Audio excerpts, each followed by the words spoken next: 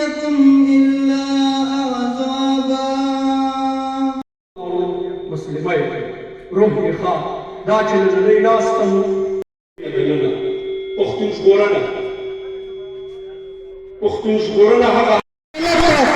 د ملت په نوم باندې په دار وځړول شو. بلوچان دي سر شیندل دي زر شیندل دي جوابي دا د پراختیا خبره تاسو خپله په سوشل میډیا کې کتلی شئ ځکه د رسنیو د کور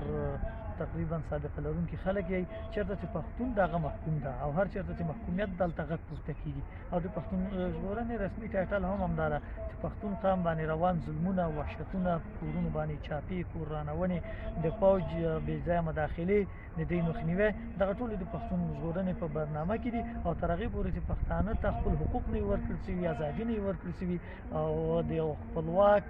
هېواد یا د لوی افغانستان ارمان یې نه وي پوره سوی د پښتون ژغورنې هر فرد مکلف ده چې تر هغې پورې به مبارزه کوي.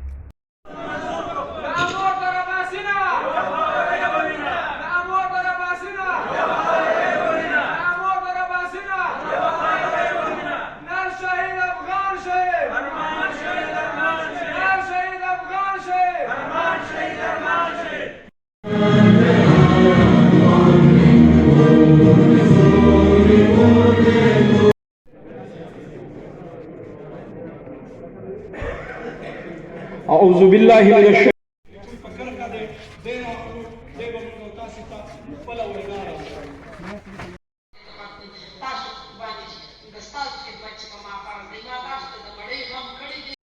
نوم یې عمار صوفیزاده دی په افغانستان کې د پښتون ژغورنې غورځنګ ملاتړی یم او نن راغونډېدنه د لوی افغانستان یا د احمد شاهي جغرافي د ارمانجن شهید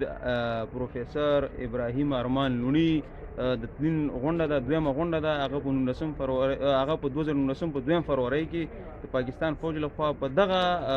خبره باندې او په دغه وجه باندې شهید کړلی شو چې هغه زموږ دپاره د افغانانو دپاره د دې خاورې دپاره د پښتنو دپاره او په دې جغرافیه کې د انسانانو دپاره ښه ژوند غوښتو علم یې غوښتو ابادي غوښتله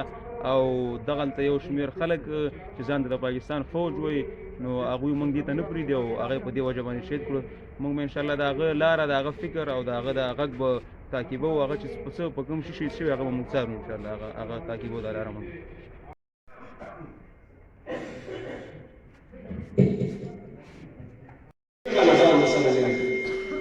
موږ د خالق تعالی په ځمکه خپل محکوم او الناس بهتر د انسانانو هغه دی چې خلکو ته یې خیر ورسېږي.